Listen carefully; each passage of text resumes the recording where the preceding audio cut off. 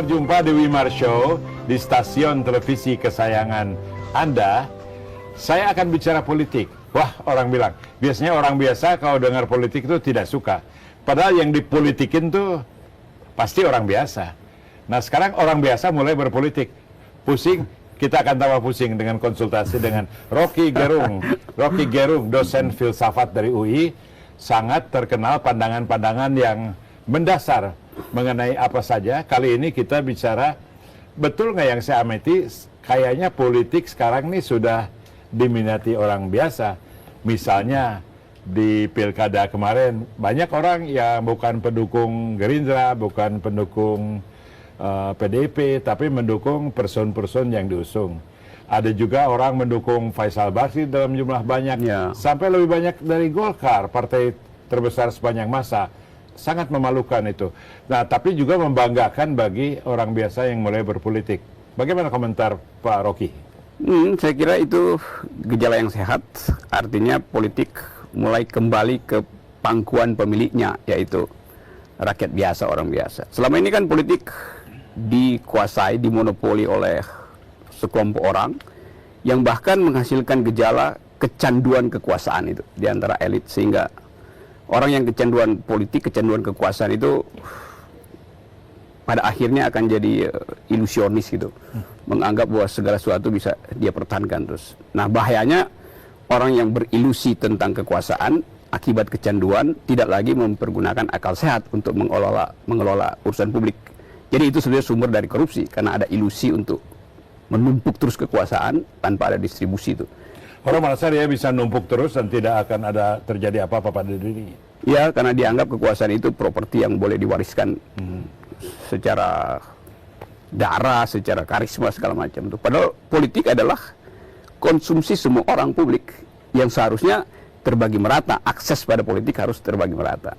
Sekira itu dasarnya tuh. Dan sekarang orang malah begitu gemarnya ikutin politik sehingga tanpa banyak dasar pengetahuan mereka pun berkomentar. Sama dengan orang senang komentar sepak bola. Tanpa tahu tentang sepak bola, dia simpulkan satu klub itu selalu juara gitu. Ada juga singkatnya melalui sosial media ini, tingkat keyakinan orang sering melebihi tingkat pengetahuannya. Ya. Apakah di dalam politik itu masih positif? Itu negatifnya, sebab dasar politik artinya kita mengolah argumen publik. Jadi politik sebetulnya adalah pemerintahan akal melalui pemerintahan orang itu. Jadi, pemerintahan, tunggu. Kalau kata-kata Pak Rocky itu harus disimak. Pemerintahan akal melalui pemerintahan orang itu. Melalui pemerintahan orang. Okay. Ya, jadi bukan pemerintahan uang melalui pemerintahan orang, bukan pemerintahan ayat melalui pemerintahan orang. Ini betul-betul pemerintahan akal. Jadi ada rasionalitas di dalam politik. Nah, yang bahaya sekarang adalah yang terjadi, yang memerintah bukan akal, tetapi orang, nilai-nilai yang fundamental, absolut. Nah, itu sebetulnya membahayakan kehidupan publik. Bahkan kalau kita lihat akhir-akhir ini, begitu banyak tokoh yang seperti beternak politik gitu. Jadi ada anggota DPR yang kita tahu dipilih rakyat, tapi sebetulnya dia bagian dari peternakan si tokoh itu. Nah, itu apa itu peternakan politik? Peternakan politik artinya figur dikendalikan oleh seorang peternak untuk kepentingan entah itu ekonomi, kader, bisnis, kalau istilah sopannya. Kader itu independen, kader itu punya pikiran bebas. Tapi ini politisi yang tidak punya pikiran bebas karena di remote control oleh kekuasaan, oleh kekuatan bisnis, kekuatan feodalisme, kekuatan kesolehan yang berlebihan tuh. Adanya gejala aktivisme pada orang di luar peternakan itu, apa tanda pemberontakan terhadap peternakan politik? Ini seperti George Orwell, namanya Animal Farm itu. Jadi itu gejala kita sekarang. Nah, kita berupaya untuk mencairkan itu. Jadi mengembalikan akal politik pada publik, itu yang kita sebut sebagai berpolitik atas dasar integritas gitu. Nah, orang suka misalnya nyinyir soal integritas. Kalau orang tanya, apa sih kok rumit banget? Integritas simpel aja. Integritas artinya orang yang berpikiran merdeka dan berjiwa merdeka. Nah, banyak dari kita yang dua-duanya tidak punya, tapi mengaku sebagai politisi. Jadi politisi pertama-tama kalau disebut berintegritas, dasarnya adalah pikirannya harus jujur, jiwanya harus merdeka. Itu harga tunai dari integritas. Yang lain boleh dicicil itu. Bagaimana kalau orang menerapkan standar kejujuran dan integritas, tapi kalah melulu gitu? Nanti diketawain seperti Arsenal gitu, main bagus tapi kalah melulu. Di dalam politik kalau orang kalah melulu bagaimana? Sebetulnya bukan dia yang kalah, artinya aturan mainnya yang curang itu. Dan itu yang mau kita betuli. Nah, bangsa kita kan ada di dalam posisi untuk merubah aturan main agar supaya semua orang punya akses terhadap politik. Hanya dengan punya akses itu dia bisa menikmati hak-hak publiknya tuh. Tadi saya mulai dengan mendalilkan bahwa politik itu diselenggarakan semata-mata demi distribusi keadilan. Ya. Supaya distribusinya betul-betul adil, maka politisi harus berintegritas itu. Jadi itu dasar. Jadi orang biasa boleh nggak? Justru itu adalah ya itulah biasa, bukan problem saya, problem orang. Yaitu bahwa orang dianjurkan punya integritas, tapi kalau punya integritas itu tidak menghasilkan kemenangan politik. Jadi di mana dicarinya itu kemenangan politik? Kayaknya kalau mau politik menang harus dengan partai besar terus, peternakan-peternakan, orang-orang yang akumulasi kekuasaan dan kekayaan. Ada celahnya di mana untuk orang biasa? Banyak celahnya sekarang ada di dalam statistik, yaitu bahwa semakin banyak politisi korup, semakin banyak pejabat yang tidak bisa mempertanggungjawabkan dasar kekuasaannya, legitimasinya itu. Nah, itu kan membuktikan bahwa publik sebetulnya sedang beralih dari menikmati politik yang tadinya hierarkis, tadinya penuh janji. Sekarang publik mulai merasa bahwa politik itu adalah kehidupan sehari-hari yang mesti dipertanggungjawabkan setiap hari. Nah, kita melihat misalnya fenomena terakhir bahwa orang yang sedikit berakal akhirnya tahu bahwa informasi politik kita sebetulnya hanya dikuasai oleh dua televisi misalnya, yang terus-menerus yang tidak termasuk televisi ini ya. Pasti tidak dan tidak boleh termasuk itu. Yang membombardemen publik dengan informasi satu arah tuh. Jadi begitu ada alternatif informasi, publik juga berubah. Jadi dia tahu selama ini bahwa itu bohong. Misalnya survei terakhir yang dibuat oleh LSI itu memperlihatkan bahwa seandainya distribusi opini itu standar sama, maka opini publik akan sama dengan opini pakar itu, opini intelektual. Jadi gap itu sebetulnya yang sedang berupaya kita isi. Saya kebetulan tahu dan mengamati, so aneh sekali dalam survei para pakar itu, yang 5 teratas itu bukan orang yang memasang-masang poster di mana-mana atau yang melakukan peternakan politik. Para peternak politik sebaliknya malah tidak masuk dalam daftar itu. Jadi saya pikir yang mana yang betul ini? Pencitraan yang dibuat oleh partai besar atau survei ini gitu.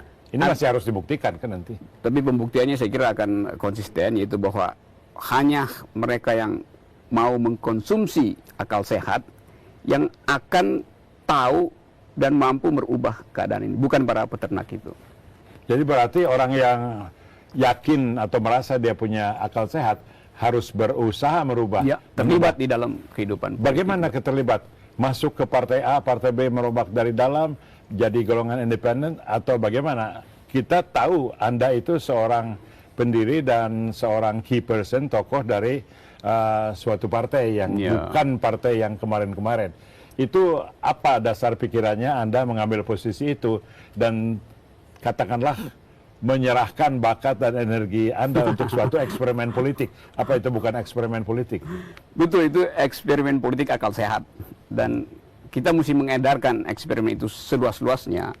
Karena saya mengajar di dunia kampus. Di kampus ukuran dari integritas artinya tidak plagiat. Mengucapkan argumentasi hanya atas dasar susunan pikiran, bukan atas alasan lain.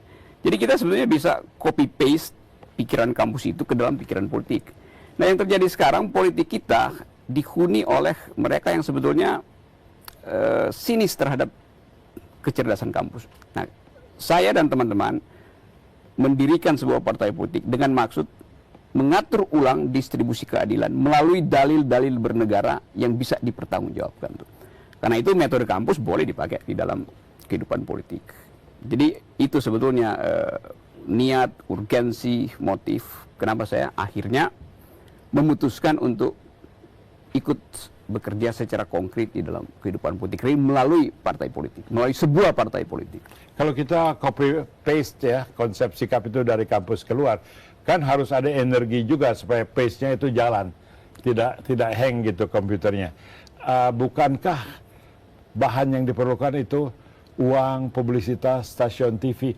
Bagaimana kira-kiranya kita atau Anda mencari celah di luar channel-channel mobilisasi yang ada gitu? Saya kira kejutan yang saya ketahui dan saya alami melalui partai ini, itu dengan ongkos yang sangat minimal, tapi dengan memproduksi akal sehat secara maksimal, kita dapat dukungan yang luar biasa. Dan itu yang diperlihatkan dalam survei kemarin. Dalam posisi yang sangat bagus di porsi atas.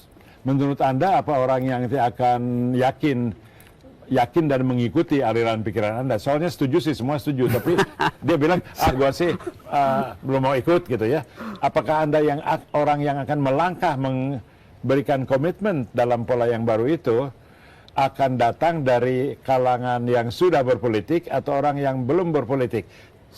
Dasarnya semua orang sebenarnya rasional, tapi karena dia diracuni oleh informasi yang irasional, maka dia jadi ikut irasional. Jadi kalau kita bisa pulihkan itu dengan 1-2 orang ambil inisiatif, mengemukakan ulang dalil politik yang sebetulnya sehat, segala sesuatu akan jadi. Jadi ini tentunya tidak abstrak ya, barangkali soal kurang informasi dan soal memberikan pencerahan itu bukan hanya konsep tapi kasus-kasus yang selama ini disalah mengerti. Bisa Anda sebut kasus-kasus apa yang menimbulkan salah pengertian yang paling besar di politik Indonesia sekarang? Kasus-kasus itu ada di media massa, ada di semua headline. Masalahnya adalah kasus itu tidak diperlihatkan detailnya gitu. Jadi kalau misalnya pasien diperlihatkan ini loh hasil USG-nya tuh, maka dia percaya bahwa itu ada problem di dalam alat-alat pencernaan, alat-alat untuk hidup secara normal. Nah itu sekarang yang mulai dibuka. Jadi saya selalu percaya bahwa kalau ada celah untuk mencairkan es, maka tidak ada kemungkinan lagi untuk menahan es itu untuk meleleh gitu. Dan lelehan es itulah yang sekarang kita sedang lihat, sedang kita ikuti bahwa politik sedang mencair dan kita akan nikmati cairan itu, lelehan itu sebagai cara baru untuk menghasilkan politik yang beradab. Yang selama ini beku di dalam pikiran elit Senayan, beku di dalam birokrasi. Setelah musim dingin yang kejam, akan muncul musim semi, kata siapa tuh? Itu ada di pidato Anda, tapi tekan siapa tuh? Ada seorang sastrawan Afghanistan yang menyebutkan itu. Itu sebetulnya pepatah biasa di dalam di dalam peradaban, tapi diformulasikan oleh seorang sastrawan Afghanistan. Dan kita lagi tunggu. Artinya seperti habis gelap terbitlah terang. Ya, dulu saya sebut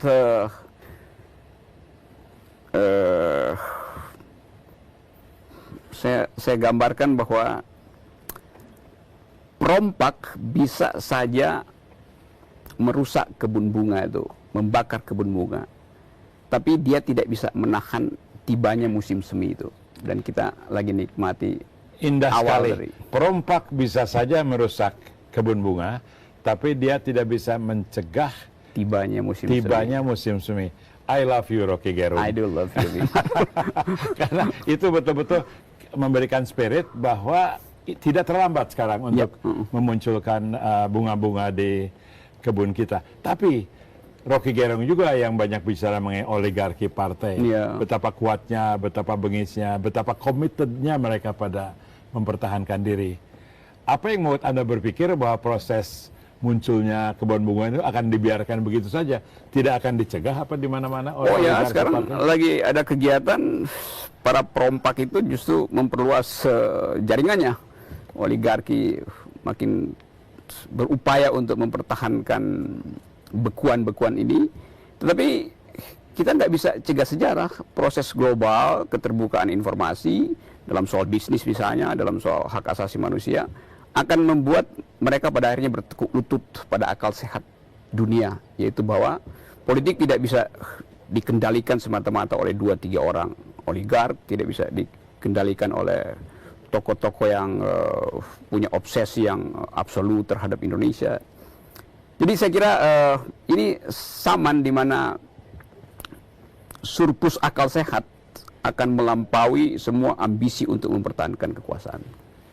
Saya jadi ingat 98 orang punya keyakinan bahwa semua akan berbalik secara gradual, bahwa nilai-nilai baru akan menggantikan. Tapi kemudian muncul kebuntuan dan sekarang di tahun 2012 menghadapi 2014, orang yakin itu akan terjadi. Jadi apakah masa 98 sampai 2012 itu memang kemunduran atau pembuangan waktu? Kalau kita kembali ke 98, sebetulnya yang terjadi di 98 adalah kita tidak bikin semacam pembalikan yang kualitatif. Yang terjadi adalah proses merubah susunan rezim, tetapi bukan memperbaiki software dari politik. Nah, kita ingin agar 2014 nanti betul-betul softwarenya kita rubah. Jadi selama reformasi ini kan sebetulnya sisa-sisa dari peradaban politik Orde Baru kan carry over ke dalam sistem kita. Iya, masih ada dan berkeliaran ya. Dan mereka yang tumbuh jadi oligark yang berupaya untuk menahan laju perubahan politik. Tapi saya percaya, dan kepercayaan itu harus kita buktikan, kita wujudkan dalam kerja, bahwa 2014 harus terjadi perubahan kualitatif. Bahwa yang lama harus betul-betul berhenti dan kita mesti persiapkan kebun bunga untuk yang baru. Secara spesifik melalui pemilihan presiden. Ya. Jadi Anda yakin itu harus menjadi bagian yang penting. Ya. Ini bukan sekedar stok sebetulnya. Sebetulnya ini stok yang kadaluarsa, dan karena itu seharusnya ya digudangkan. Tapi karena saya katakan tadi, ambisi itu membuat orang buta bahwa sebetulnya kapasitas pikiran, kapasitas moral, kapasitas seluruh kapasitas yang diperlihatkan sekarang sebetulnya itu adalah direkayasa agar supaya seolah-olah masih diperlukan. Sebetulnya kalau sedikit tahu diri aja, ya udahlah, jangan adiksi pada kekuasaan itu, sebab sirkulasi elit mesti terjadi. Nah, peluang itu hanya ada pada 2014, dan bila peluang itu hilang, maka Indonesia akan kehilangan momentum untuk bersaing dengan politik dunia. Sirkulasi elit kekuasaan itu menjadi lebih rumit karena yang dipertahankan bukan hanya kekuasaan, tapi harta yang dibangun di atas kekuasaan, kepentingan bisnis yang akan berbalik kalau penyangga politiknya tidak ada. Apa itu masih bisa dilawan oleh orang biasa? Bisa, sebab suara orang biasa itu akan dipantulkan oleh sistem dunia, yaitu bahwa jadi Anda mengandalkan perhatian dunia. Jelas itu, sebab misalnya dibilang bisnis, neolib internasionalis kurang patriotik bagaimana? Ya itu istilah dari orang yang nggak ngerti asal usul pengetahuan itu sebetulnya. Misalnya bisnis kita sekarang kan di dunia orang nggak hitung lagi you akumulasi apa, yang ditanya you akumulasi ethics atau tidak di dalam bisnis itu. Good governance. Dan itu good governance, dan itu akan jadi parameter untuk accountability. Accountability. Jadi saya kira fasilitas dunia justru akan berpihak pada mereka yang ingin berubah Indonesia, bukan mereka yang ingin menguasai karena alasan-alasan tadi, mempertahankan harta, mempertahankan dinasti, mempertahankan pikiran. Anda mengatakan jadi pebisnis besar di Indonesia itu agak ketinggalan zaman gitu. Ketinggalan zaman dan ketinggalan etika. Wow, very powerful words. Apakah Bung Rocky Gerung lagi? Apakah Bung Rocky Gerung bermaksud mengatakan bahwa pemimpin bisnis atau pebisnis besar yang mendahulukan kepentingan akumulasi harta dibandingkan dengan bisnis yang baik, yang sustainable, yang accountable, itu bisnismen yang ketinggalan zaman. Persis, ketinggalan zaman sekaligus ketinggalan etika.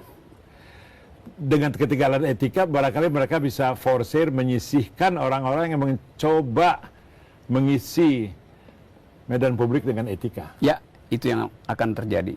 Jadi Dan pertarungan politik pada dasarnya pertarungan etika itu. Jadi tidak usah kita persoalkan si ini jelek, si itu bagus, tapi silahkan orang itu menilai etika ya. Yep. Karena kan saya ingin punya resep untuk orang biasa yang menanyakan, saya harus pilih siapa gitu. Kalau orang biasa kan akses ke informasinya pasti kepada yang tadi disebut channel TV tertentu, mesin propaganda tertentu. Lalu apa yang bisa membuat dia punya bahan untuk memilih orang yang tepat? Tadi tentu pengetahuan dan pengetahuan itu akan terus-menerus dihadirkan karena kesesakan, bukan sesak aja sebenarnya, kita jengkel pada isu yang itu aja. Nah, kita tahu bahwa publik menanti semacam arah baru yang akan menarik komplikasi ini ke dalam satu pikiran bahwa komplikasi ini hanya bisa diselesaikan bila ada pemimpin baru dengan politik yang beretika, dengan pribadi yang berintegritas, dengan kecerdasan akademis yang kuat, sebab politik pada akhirnya juga harus diatur dengan metodologi akademis yang kuat.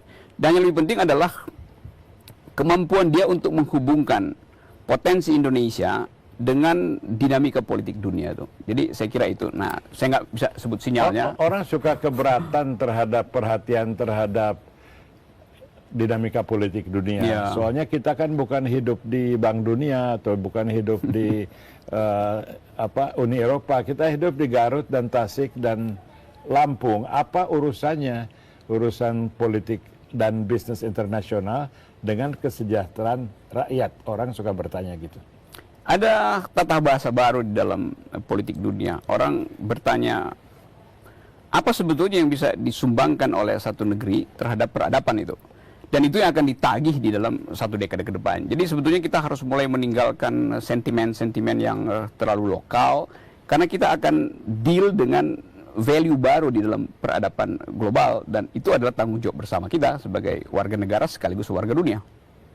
Cukup waktu 2 tahun untuk mencapai perubahan kualitatif, ataukah 2 tahun ini menjadi latihan dan mencoba meraih mendapatkan presiden yang baik di tahun 2019?